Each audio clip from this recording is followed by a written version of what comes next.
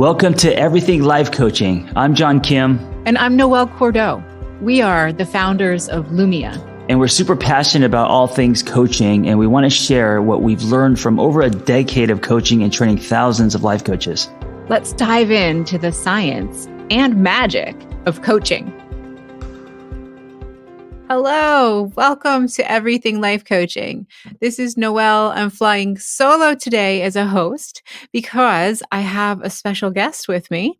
One of the most important elements of our coach training program at Lumia is our instructors. And today I'm going to speak with Joyce Chen all about her work in purpose-driven branding and niche development. Joyce, thank you so much for your time today. How are you? Oh, thanks, Noelle. I'm good. Thank you so much for having me. I'm super excited to have this conversation. Me too. So let's dive in. Orient us. Give us a refresher. Who are you? Yeah. What do you teach for Lumia? Awesome. Yes. My name's Joyce Chen, and I help purpose-minded people and individuals feel empowered through their own stories. And the way I do that is in a couple different ways. So number one, I love being an instructor with the Lumia group. It's super exciting. And I teach purpose-driven personal branding, as well as uncovering your niche. And then I also have another job in my day job where I'm a marketing director for one of the largest wineries in the world. And I work in brand management. So I have over 15 plus years of brand management experience. And what really excites me is, I'm someone who's always been, I call myself a wanderer and explorer, and someone who's just insatiably curious about many, many things in life, and especially people. And I love this time in my life right now where I not only get to do coaching and instructing as like a passion of mine on the side, I also get to bring some of that to my day job as a marketing director. And it's really, really exciting and feels really, really fulfilling to be able to say that out loud. That's awesome. I remember our first phone call when you were thinking about joining Lumia as a student. Yes. And what I remember about that time was you were really working through a big transition yourself. Yes. And you were committed to traveling, to living life on your own terms. You were committed to reinvention, and you wanted to help others find themselves alongside you on that path. Yeah, for sure. Gosh, that's such a good memory. Yeah. I loved that call, Noelle, because I think, if I'm being honest, I, and we all go through this. I had a moment of imposter syndrome of like, gosh, can I really do this? Should I really be a coach? Like, who would want to be coached by me, sort of thing, right? And I remember having that conversation with you, and it was so beautiful, and I felt so safe with you, and so like I had permission to explore this, which was amazing. But you're right. I had gone through my own life transformation where I'd gone through my own exploration of a marriage. And I also felt like as I reflected on the lessons of that, I felt like I was really living a life of shoulds. Mm-hmm. And I was living a life where, a lot of people told me, you should do this, you should go to this school, you should take on, this career, and so on and so forth. And it's not that I was just listening to everyone else and not making my own decisions, but I felt like there were times I weighted other people's desires over my own. Mm-hmm. And at a certain point I knew, I was like, I know I have my own light I need to follow. And so what I'm forever grateful for about that life-changing experiences, it really broke me open. And it really allowed me to then make a choice of, do you want to keep chasing a life of shoulds, or do you want to go towards that life you never knew? And going towards the life I never knew and going to and feeding those curiosities was so important. I mean, when I was younger, I thought I wanted to be a journalist, and through traveling and through blogging and through writing, I was able to kind of fulfill that portion of me. I was able to fulfill that curiosity in me and really connect with so many different types of people. I had always been curious about how to help people and how to connect with just all walks of life. And I mean, I know it sounds so cliche, but we really are bonded in so many ways, more similarly than we are different. And it just takes a few layers to get there. And so I think that's why coaching really inspired me, and thought to myself, gosh, how can I help others, and how can I hold space for others to discover their own agency, and then take that agency, feel really empowered through their stories, and then do something really good with that. And that's why purpose-driven branding is just so near and dear to my heart. And I love, love, love teaching it as a part of class. And our students love you right back. We Aww. get so many great responses about how affirming, life-changing, permission-giving this work is to dive into what you can do with a personal brand.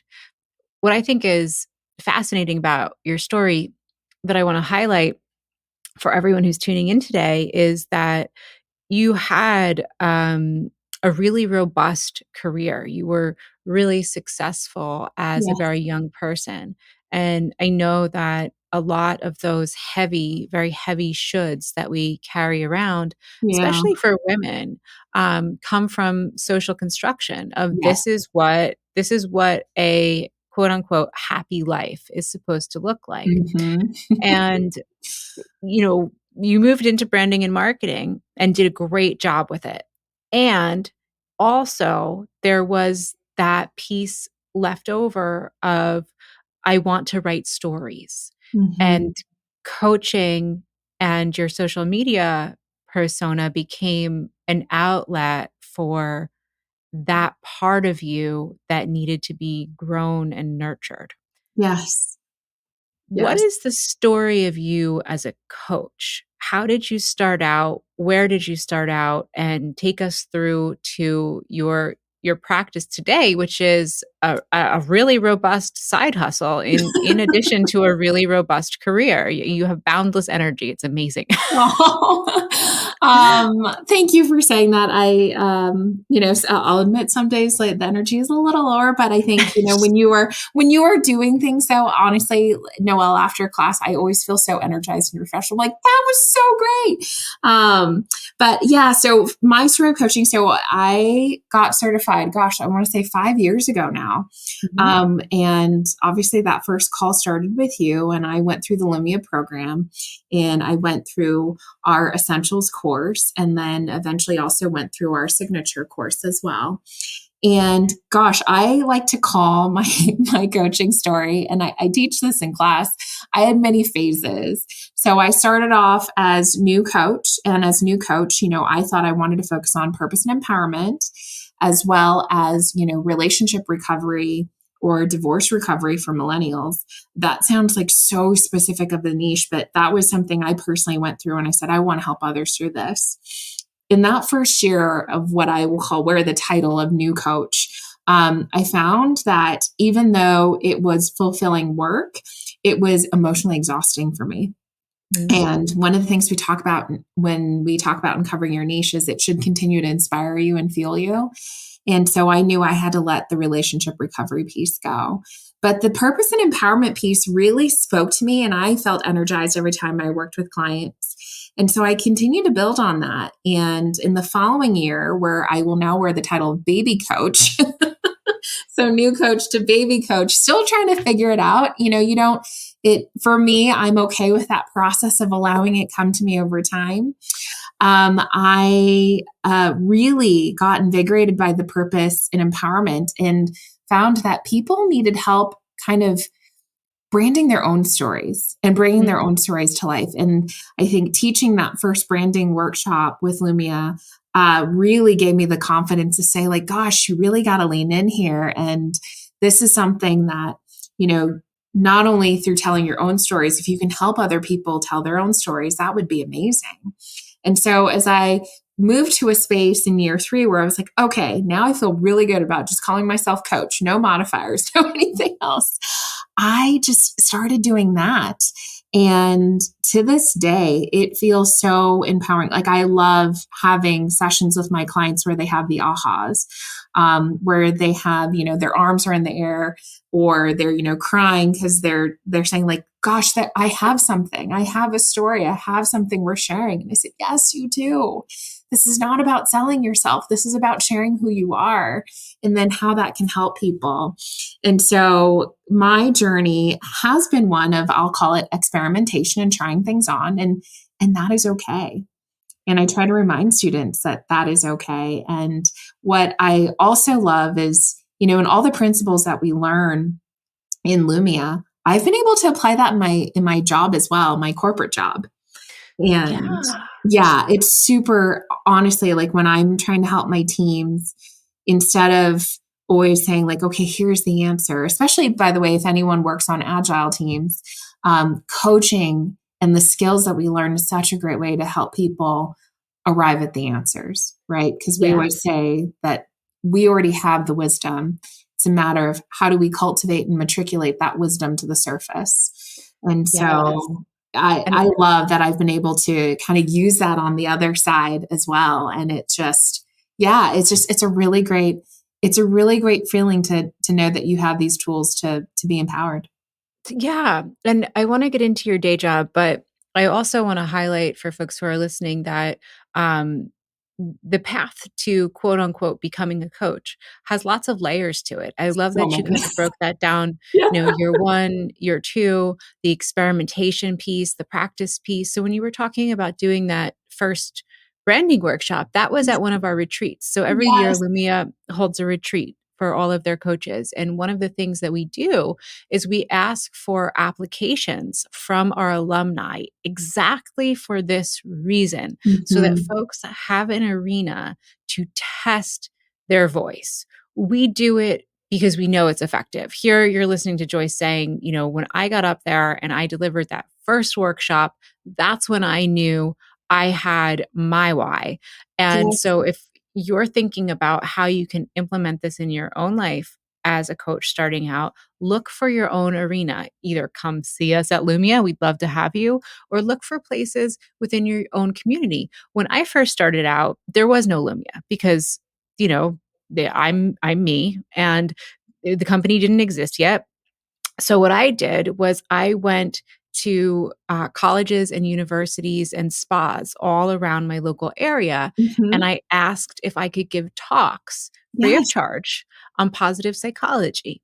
And that's how I started honing my voice. And that's how I started generating feedback from my audience. And that's when people started coming to me, 1 or 2, after every little talk would say, well, my mother, my father, my brother, my sister, my cousin could really benefit from talking to you. How do we get in touch with you? And it's that those aspects of seeding that go into it. So and they become great catalysts too. They do become great catalysts because all of the networks and connections that you build give you your own signal, your own North Star to keep going on your path. Oh, yeah, absolutely. So you've been very humble about your day job. And, at Lumia, when we bring in instructors, we really look for folks who embody true excellence. So, Joyce is a big deal with a capital B in the world of hospitality branding. Let's be real. And can you explain a little bit about what an agile team is and how coaching is used, I think, more now in a more comprehensive basis? I remember when you first started, you were helping folks with their love mark at work and with their personal brand at work. And so what is that? Talk about the evolution that you've seen just over the last 5 years in your corporate existence, because this is one of the places where the space of coaching is going. Yeah. So, yes, I'd love to address that and get this question really excites me. I'm literally writing notes right now. Okay. So step 1, anyone who works with me knows that I will ask them, what is your personal brand at work? Meaning, if I were to say 3 words to describe who you are as work, as a leader, what 3 words would they tell me? And one of the exercises that I have my team members do, and it's optional, by the way, because I know some people don't want to necessarily partake, but I love instilling this in my teams is, if you're showing up as a leader as work, your top 3 words that describe you and your personal brand, like, what would you want people to say? This is all a part about, the legacy you want to leave behind with the people that you work with. And what's interesting is we do this exercise where we call it a personal brand board. They choose the 3 words, and then they kind of build a collage of the visuals that represent who they are in those 3 words. And what's amazing is when my team meets like other new cross-functional teams or new teammates or introduce themselves, or we have a new person join our team, we have them share their personal brand boards. And what's amazing, and it does 2 things. One, it anchors that individual in knowing what type of leader they aspire to be. 2, it allows for the right amount of vulnerability, especially as new teammates are coming together or cross-functionals are coming together. And it offers an invitation to get to know each other on a human level before you just start tackling all those corporate tasks. And what's also interesting is it creates connection with leaders, especially leaders leading large teams. Everyone wants to know that who they work for is really human deep down inside. And so in terms of some of the work I do with Lumia and how that trickles over to work, that is one exercise that we do, which is the personal brand board exercises. And what 3 words do you want to stand for as a leader? Now, in this current phase of corporate work, we are adapting the agile framework or the agile way of working, which is a framework of how to work and a framework of how to do the work and how to make it work for you. But essentially, what it comes down to, and I think I might be wrong, but I think some of it is rooted actually in like rugby. But basically, it's you mobilize the team and you empower the team. Mm-hmm. And so if you mobilize the team and empower the team and assume that the team knows the answers, you've hired really, really smart people. What you're doing is you're setting up a structure to allow them to problem solve. And where coaching has helped me here is, and I had to go through my own journey of adapting to this way of working.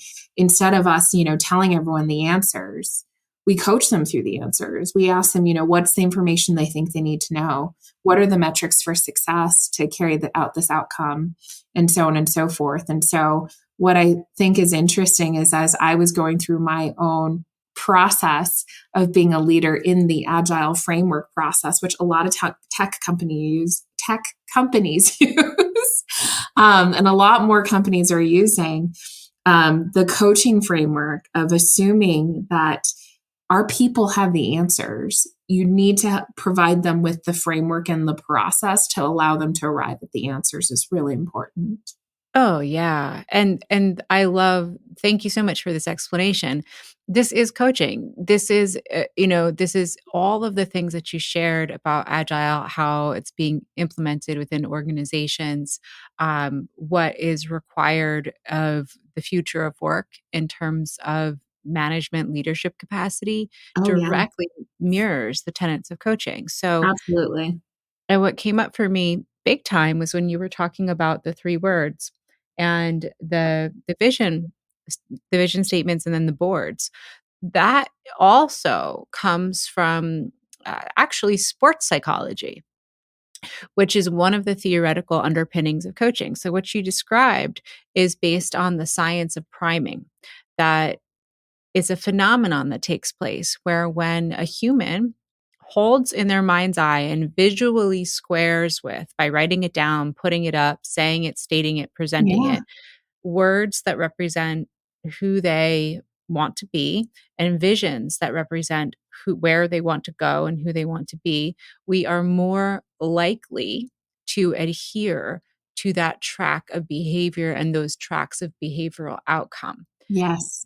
It's literally why vision boards are effective and why they are used in coaching and why this has been used for decades in the world of sports psychology to prime peak athletes. That's why basketball players visualize making that 3-point shot to aid their successes.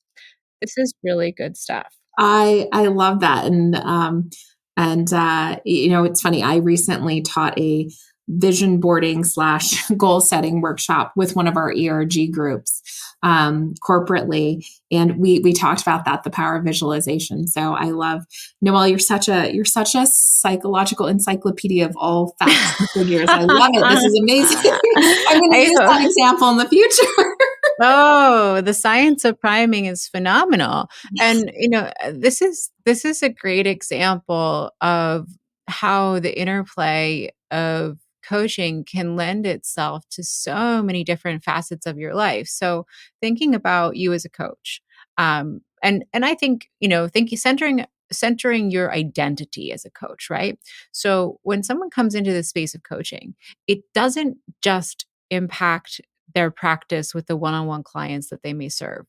Becoming a coach, and I'm going to put that in quotes, becoming a coach impacts your personal relationships, your friendships, your relationship with your family, your relationship with your job, your relationship with your clients, the relationships that your clients have with their family, with their jobs. Yeah. And that's one of the things the ICF Code of Ethics tells us, is that as a coach, when you orient yourself in this space, it's imperative that you understand the ripples, that when you start to employ the work of hanging up your assumption of rightness, of believing that other people have the answers, of asking the questions, asking other people to set their own accountability metrics, and then holding them accountable, worlds transform.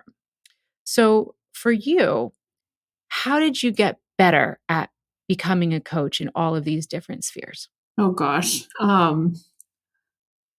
I'll be honest, in some ways, this might be a hard question for me to answer because I feel like I'm constantly I'm constantly a student.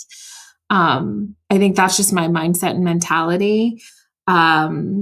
So here's what I would say. I practice a lot. Not every interaction, I guess, but a lot of interactions offer an ability to continue to tap into that coaching mindset.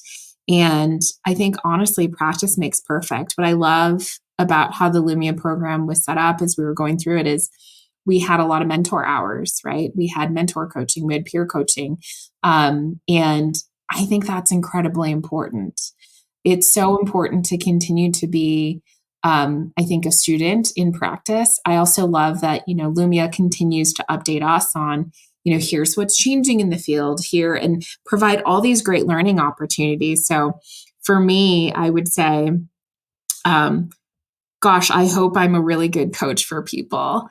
And I constantly aspire to get better. I constantly aspire to learn new tips and tools and ways just to help people really tap into their agency and tap into their stories. So it's going to sound too simple, but practice makes perfect. That's really what it comes down to. You're spot on. And I think, with that comes another aspect of coaching that folks might not anticipate, but ultimately makes us all better and is one of the things that has caused me to become such a diehard champion of this discipline, and that's humility. Of the embodiment of that stance of not knowing requires humility to ask the questions of ourselves and the people around us and to create space for reflection. Absolutely.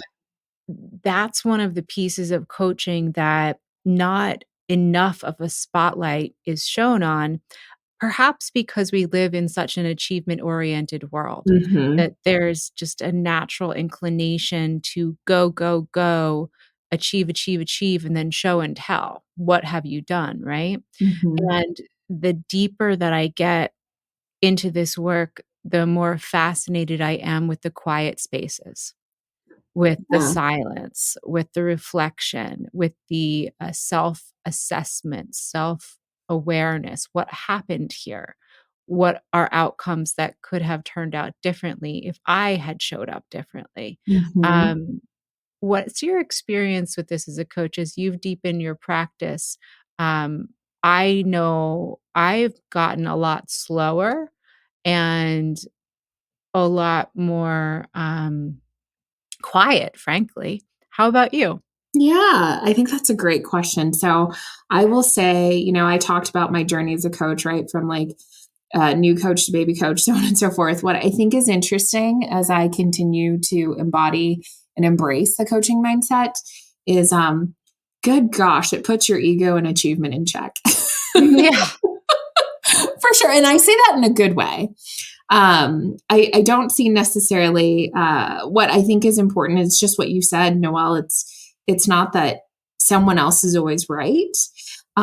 It's what are all the possibilities here? And I think as I've continued on in my practice, it has definitely helped me look back at my own ego and need for achievement in different ways. And in some ways, it's redefined what achievement looks like for me. And I've said before that, and I tell this to my team, like, your job is not your purpose. Your purpose is to find the meaning in the work that you're doing. And that really, truly is something that I think has come to the forefront more as I've continued coaching. I think coaching has helped me hopefully become more thoughtful and try to empathize with others more and understand what they're going through. But also, as I look at outcomes, it's really, really exciting for me to see a client just have an aha. Like that feels so good, right? And the outcome now is not about like it's number of clients, it's number of this, it's number of that. It's about like who did I help and who got to thrive as a result. It's that human impact, and that just comes through so much more stronger for me now these days than it did when I was, first starting out. That's beautiful. And what I really loved about what you tell your team, that your job is not your purpose, it's your job to find your purpose within your scope, is I think especially coming while we're still moving in now into year 3 of the pandemic with the collective trauma of the civil rights crisis that we all lived through, with the collective trauma of very visible strife in the world around us. The idea of purpose with a capital P can feel really daunting. Oh, yeah. Mm-hmm. And it's possible to find purpose in any small pocket of the universe, and that's enough. Yes. Yeah. Noelle, I love that you said that. So it reminds me of kind of my why, and also just what we talk about in class. It has to create meaning for you, right? And that's what's important, not, for anyone else. And yeah, purpose with the capital P is huge right now. And I think it resonates with people on such a different level, especially with where we are today in society. Yeah. And, within our organization, everyone who comes through Lumia has such an interesting story.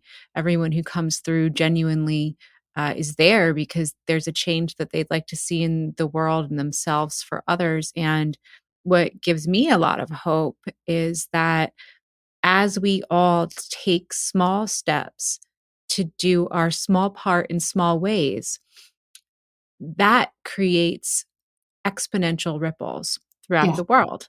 And all we need to do is take our small steps in our small ways on our own, and those ripples will happen one way or another. So we can kind of lean into each other in that and walk together. Yeah, for sure. I love that. So let's talk a little bit about your private practice. What is it specifically that you offer in the coaching world? What do you do as a coach, and who are the people who are your ideal clients? Yeah, for sure. So in my private practice right now, I think I started off with saying, I help purpose-minded individuals and people feel empowered through their stories. And really what that means is I help clients build their purpose-driven personal brands. And so that is one area in which I focus on. And then the second area is really around purpose and empowerment. So one is slightly more tactical around brand building, leveraging my corporate experience along with coaching experience. And the other is really about helping others find their own agency. And I've really loved building up this space and working with clients in this space. And so I do mostly one-on-one work. I've purposely chosen not to do a ton of group work or group classes. I will do workshops and large workshops, obviously, like we do with Lumia. But I personally have made the choice as a coach to focus more so on the one-on-one, because that's where I feel like I can serve my best as a coach with clients, but also where I feel like my work can really help impact others. So I am a one-on-one focused coach for sure. And that's awesome. Yeah. And it looks different for people, right? Some people like the group coaching and make better impact there. And I just know for me, the one-on-one work is really important. And so I will do, package sessions with individuals or just work with them on a one-on-one basis, in addition to generalist coaching as well. Yeah. And I think that's so important to highlight, because it does look really different for everyone. Mm-hmm. And I'm really similar to you in that I employ coaching at the organizational scale as I run Lumia every day, day in and day out. My team will attest. They get lots of coaching frameworks in our meetings. And then I do have a private practice on my own where I take on maybe 1, 2, 3 max private clients at a time for that very sacred one-on-one work to me. So in the organizational sphere, I would say I probably apply more generalist. And then in my own one-on-one, I apply feminist, which would be my why, my niche, my story. And for those of you listening, I want to give you permission to do all of it. Yes. And to do all of it, imperfectly, on your own time, in your own way, because the world needs what you have to offer. Totally. And it's okay to evolve too.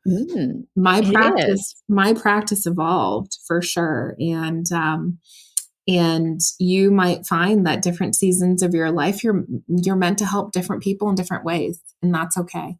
And I think that's the beauty of all of this, is you will have the core skills to be able to do that. And I always remind students, especially when we talk about niches, like the niche does not define you as a great coach. It really doesn't.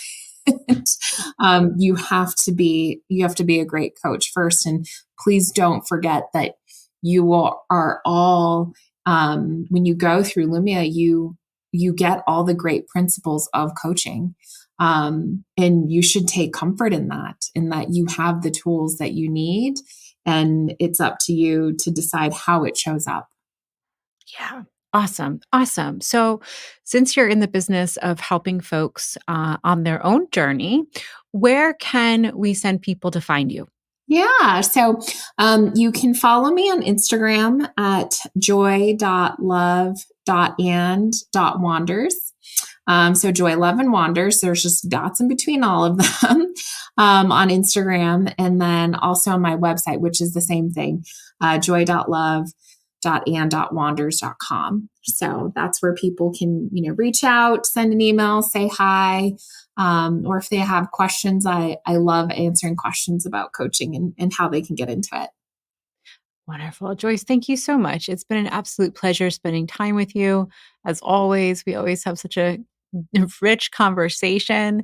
And thank you for your service, in every facet of the work that you do. Yeah. And thank you to you, Noelle. I can't say this enough. And I feel like I tell you this every time we talk. I'm so grateful to you. I'm so grateful for, this business that you started and for Lumia. And I just really, truly believe from the bottom of my heart that this is the work that our world needs for sure. So I'm just so grateful to be a part of it. Thank you. Thanks for listening to Everything Life Coaching. If you're feeling the draw to become a coach, head to lumiacoaching.com/everything. Explore a new career that brings fulfillment, gives you a true sense of purpose, and a bold community to do it with.